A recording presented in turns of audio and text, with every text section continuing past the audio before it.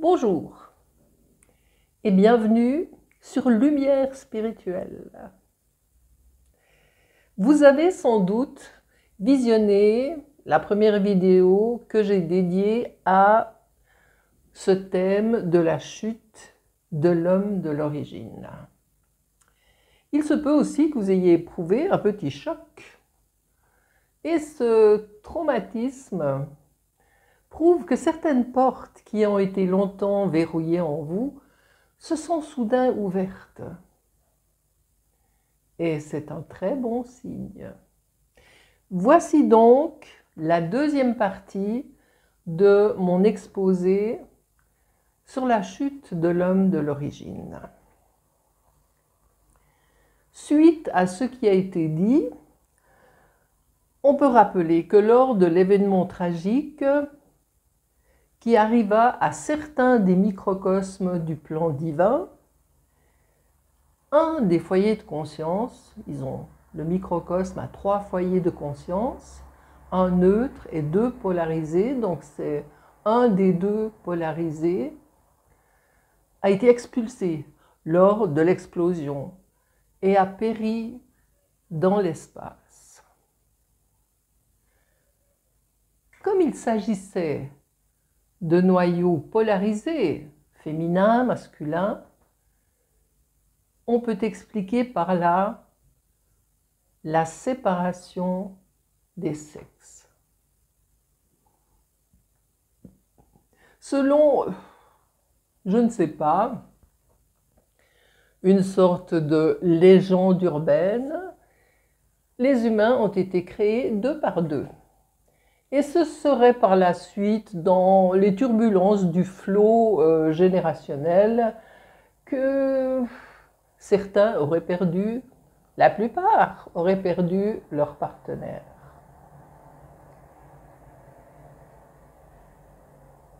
Il serait donc de toute première importance de retrouver l'autre partie de soi-même. La recherche de l'âme sœur, profonde angoisse du cœur, trouve plutôt son explication dans la chute de l'homme originel. Car nous, humains, nous sommes reliés à un microcosme chuté lors de notre naissance. C'est de là que vient la notion de péché originel. Et il y a une porte interdimensionnelle qui nous relie à ce microcosme, et elle se trouve dans le cœur.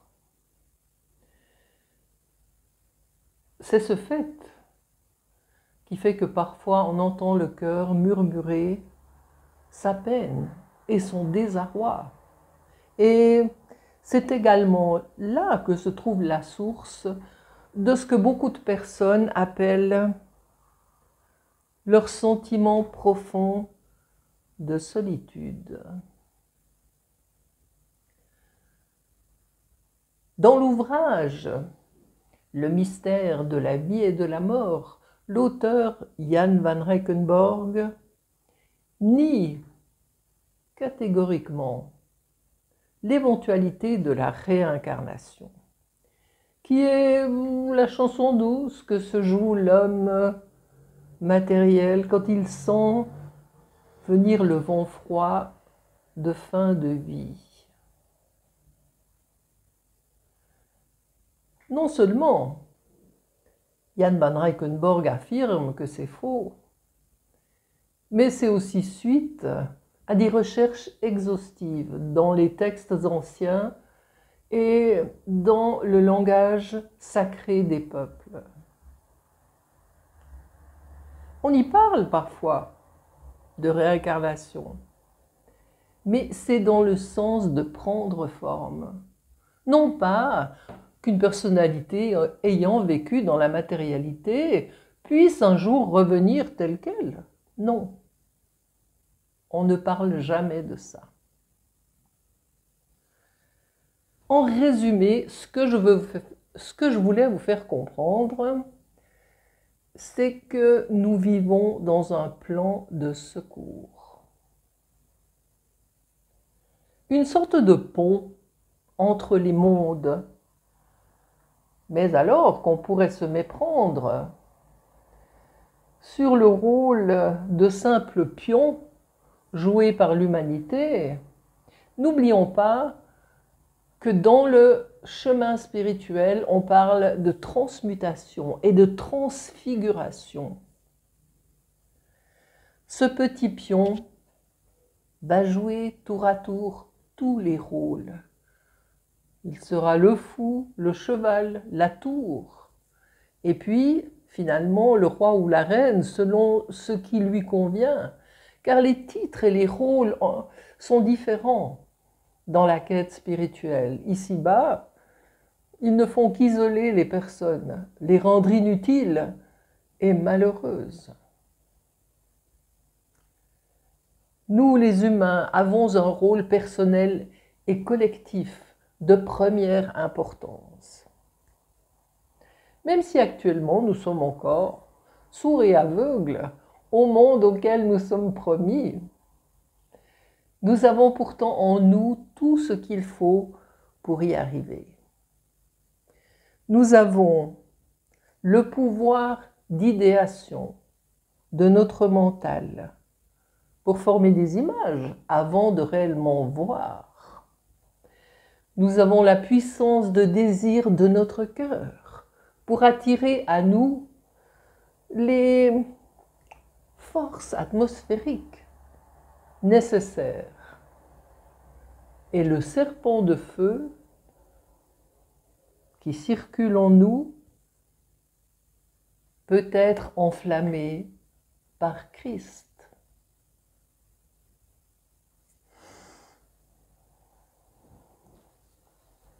Mes amis, lorsqu'on regarde le monde aujourd'hui, on dirait bien que tout le monde attend que quelqu'un vienne le sauver. Infatigablement, l'humanité scrute l'espace, écoute tous les bruits qui en viennent.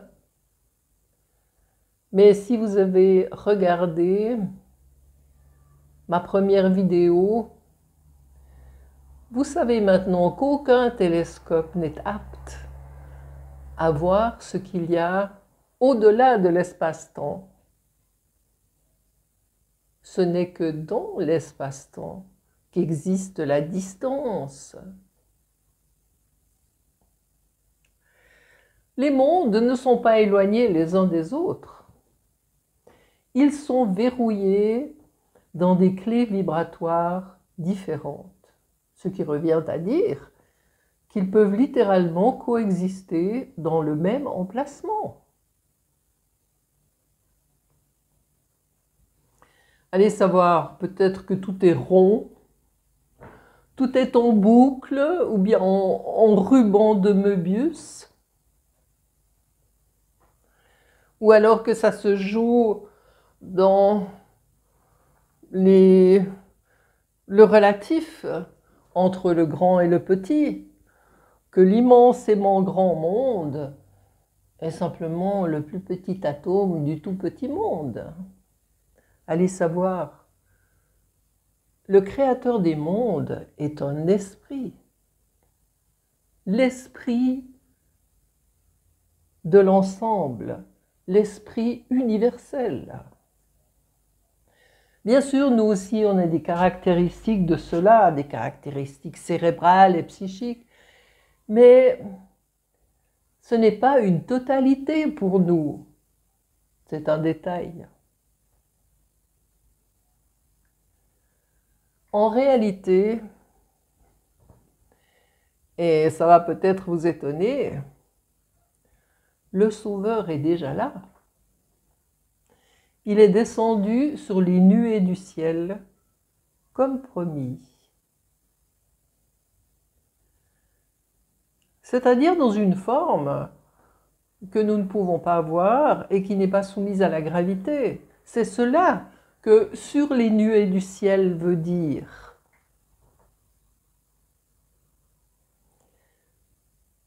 il est venu dans cette forme, sous cette forme, car il n'a plus besoin d'un corps matériel, ni d'une volée d'apôtres pour nous transmettre les écrits de ses enseignements.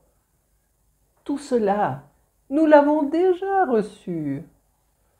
Il est venu avec ce qu'il nous faut pour vivre le défi de l'époque actuelle. Et ce défi, c'est la remise en état d'une création divine qui est le plus grand parmi les grands. Les microcosmes étant en panne dans notre environnement, celui de l'espace-temps, nous devons faire le chemin de retour avec eux. Et c'est pour cela que nous devons être changés, nous devons être adaptés à l'aide d'un champ morphogénétique de haute provenance, c'est-à-dire d'une matrice quasi-divine. C'est cela que le Christ est venu apporter. Si vous vous êtes intéressé au cours de vos recherches personnelles à l'alchimie, eh bien, vous saurez peut-être ce qu'est un athanor. L'athanor est le champ dans lequel, l'espace dans lequel certaines modifications, transmutations fondamentales sont effectuées.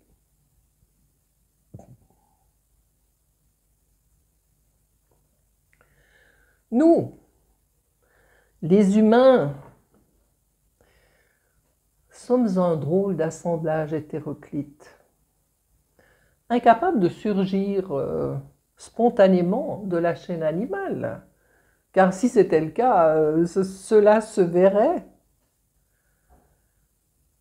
Voilà pourquoi les scientifiques ont tellement parlé de chaînon manquant.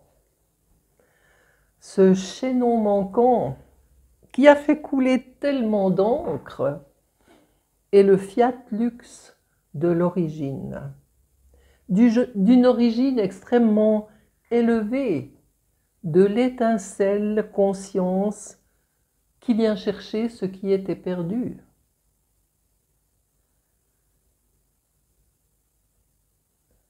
Et en nous faisant l'honneur d'être nous au centre de l'action. Voilà, chers amis, comme je le disais dans la première partie, il n'y a pas de chemin spirituel si nous ne faisons pas le premier pas. Le devenir conscient a toujours été essentiel pour vous. Eh bien,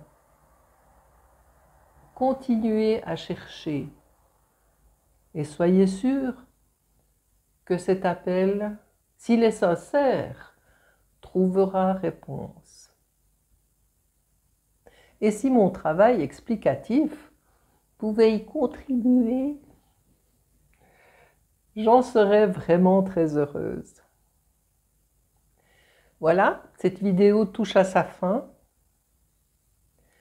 J'espère avoir pu prouver que ces événements d'un lointain passé ont toujours une importance totalement actuelle pour nous. Et c'est là qu'il faut chercher la vraie destinée de chaque être humain pour qu'il puisse se réaliser, devenir accompli. Dans mes prochaines vidéos, je reprendrai le thème de la grande révolution humaine ou période d'un cycle complet, des équinoxes autour de l'écliptique pour le système solaire, soit environ 25 800 années. Thème que j'ai traité dans mes podcasts auparavant, sous le titre « D'où vient l'homme moderne ?» et qui m'a été inspiré par le livre d'Édouard Churet, Les grands initiés. Merci de m'avoir écouté et à bientôt.